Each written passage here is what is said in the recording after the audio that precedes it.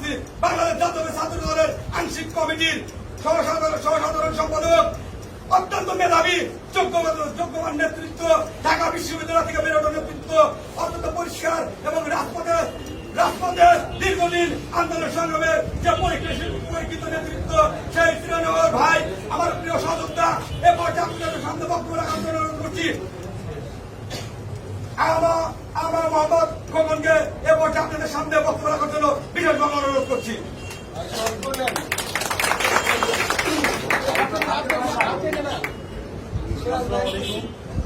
আজকে আয়োজিত ম্যাডামের রোগ মুক্তি ও দোয়া মাহফিল উপলক্ষে যে আয়োজন করা হয়েছে, সেই আয়োজনের সম্মানিত সভাপতি আমার শ্রদ্ধাভাজন বড় ভাই জনাব হোসেন সবুজ, যিনি ফজলুর রহমান খোকন ভাইয়ের সেই ভোট দিতে আওয়ামী লীগ সরকার দ্বারা কর্তৃক দ্বারা অ্যারেস্ট হয়েছিলেন। আর উপস্থিত রয়েছেন সিরাজগঞ্জ জেলা ছাত্র দলের, যিনি রায়গঞ্জ তথা প্রত্যেকটা ওয়ার্ডে ঘুরে নেতৃত্ব বাছাই করে নেতৃত্ব দিচ্ছেন আমার শ্রদ্ধেয় বড় ভাই সিরাজ ভাই। আর উপস্থিত রয়েছেন সিরাজগঞ্জ জেলা ছাত্র দলের সিনিয়র সহসভাপতি কাজল ভাই। আর উপস্থিত রয়েছেন আমার খুব কাছের বড় ভাই সুমন ভাই, জেলা ছাত্র দলের সাংগঠনিক সম্পাদক। সংগ্রামী নেতৃবৃন্দু, বক্তৃতা দীর্ঘায়িত করার কিছু নেই। এই ফ্যাসিস্ট সরকার এমন রন্ধে রন্ধে পৌঁছে গিয়েছে যা আমরা উগ্রত পারছি না, গ্রহণও করতে পারছি না। উনি মিথ্যার ছল সাতলায় প্রতিনিয়ত মানুষের সাথে অভিনয় করে যাচ্ছে। আমাদের পার্শ্ববর্তী জেলা বগুড়া, সেই বগুড়া থেকে গড়ে ওঠা নেতৃত্ব আমাদের প্রিয় নেতা কমল, তিনি সেই কলকাতা হাই স্কুল থেকে পড়াশোনা করে, কলকাতা জিকে কলেজ থেকে পড়াশোনা করে মেধা মননশীলতা উচ্চ পর্যায়ে গিয়ে তিনি দেশ চেতনায় উদ্বুদ্ধ হয়ে দেশকে মুক্তির দিশারায় দাঁড় করিয়ে দিয়ে উনি ভাবতেন কি করা যায়। সেই সময় উনি একটাই চিন্তা করতে পারলেন, আমাকে এই মুহূর্তে যদি আমি ফোর্সে জয়েন করি, তাহলে বাংলার মানুষের মেহনতি মানুষকে আমি মুক্তির দিশারি হয়ে আলোর পথ দেখাতে পারবো। সেখান থেকেই পাকিস্তানের সেই অফিসার ক্যাডার হিসাবে পাকিস্তানি সেনাবাহিনীতে আমাদের প্রিয় নেতা শহীদ প্রেসিডেন্ট জিয়াউর রহমান জয়েন করেন। জয়েন করার পর ওনার উদ্দেশ্য ছিল একটাই, বাংলার মানুষকে স্বাধীনতা ফিরিয়ে দেওয়া, মানুষের ভোটার অধিকার নিশ্চিত করা, মানুষের কথা বলার অধিকার নিশ্চিত করা, মানুষের খাদ্য স্বাস্থ্য চিকিৎসা নিশ্চিত করা।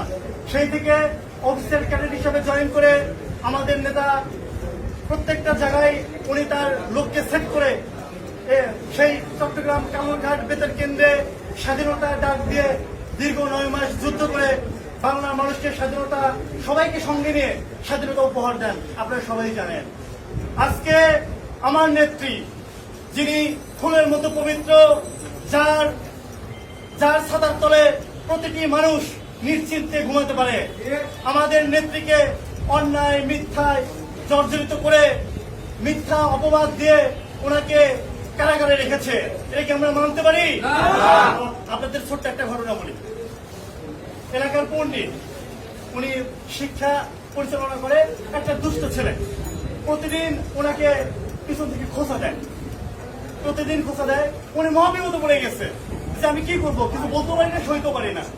এক পর্যায়ে যেদিন খোঁচা দিচ্ছে ওনাকে 500 টাকা দিছে, যে বাবা তুই 500 টাকা নে, তুই সামনে যে আসবে তাকে যদি খোঁচা দিতে পারিস তাহলে তুই আর বকশিস বেশি পাবি।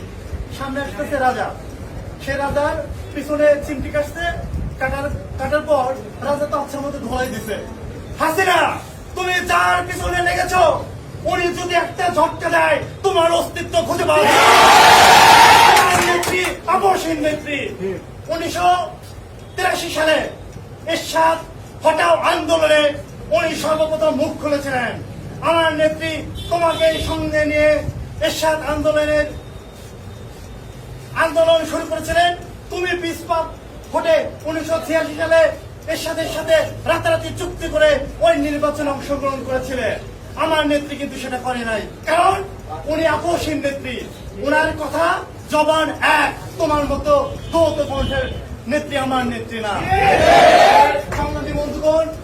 1967 সালে যখন এই ফ্যাসিস্ট হাসিনা যখন জেনারেশনের সাথে চুক্তিবদ্ধ হয়ে এই পাতানো নির্বাচনে অংশগ্রহণ করেন, 1987 সালে আমার নেত্রী বাংলার সাধারণ শিক্ষক জনতাকে সঙ্গে নিয়ে বাংলার এরশাদ হটাও আন্দোলনের দীর্ঘ 8 বছর এই আন্দোলন পরিচালনা করার পর এরশাদকে হরিয়ে 1996 সালে ম্যাডাম নির্বাচনে অংশগ্রহণ করে 5টি আসনে জয়লাভ করে বাংলাদেশের সংসদীয় গণতন্ত্র প্রতিষ্ঠা করেন। আপনারা জানেন, সংগ্রামী নেতৃবৃন্দ, আমার নেত্রী আমার মা, বাংলার মানুষের আমাদের মা বোনেরা অবহেলিত, এই জন্য তাদেরকে সুশিক্ষায় শিক্ষিত করার জন্য আমার নেত্রী প্রাথমিক গণশিক্ষা মন্ত্রণালয় গঠন করেন এবং মা বোনদের শিক্ষা ফ্রি করার জন্য উপবৃত্তির ব্যবস্থা চালু করেন। এটা আপনারা জানেন।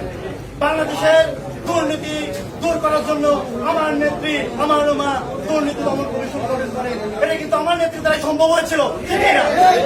আপনারা এও জানেন, বাংলাদেশের আইন শৃঙ্খলা পরিস্থিতি ঠিক রাখার জন্য আমার নেত্রী সেই সময় র্যাপিড অ্যাকশন ব্যাটালিয়ন তৈরি করেন, আপনার পরিচিত।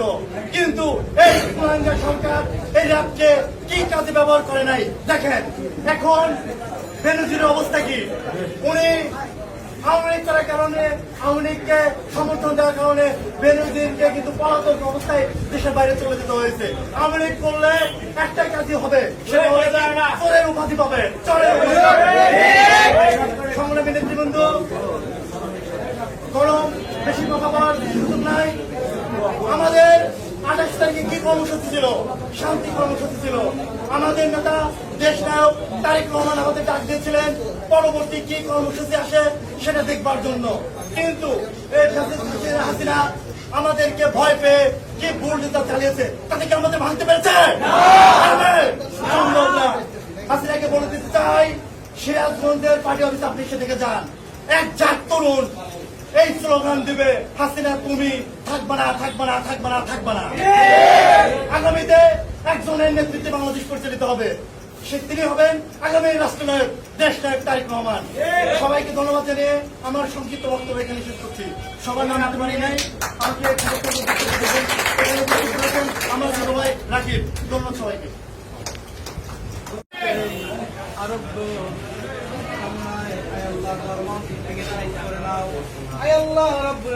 আমাদের নেত্রী আমাদের মা দীর্ঘদিন যাবৎ অসুস্থ, আল্লাহ তুমি তাকে সুস্থ করে দাও।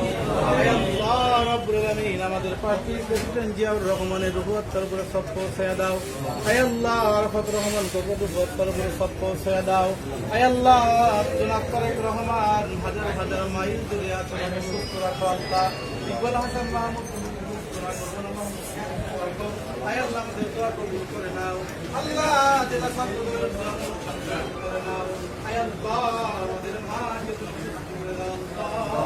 এই জালিমের হাত থেকে বাংলাদেশকে তুমি হেফাজত করো। রব্বির হামহুমা কামা রাব্বায়ানি সগীরা ওয়াজআল আখিরাত কালিমাতিনা ইনদাল মাউতি লা ইলাহা ইল্লাল্লাহ।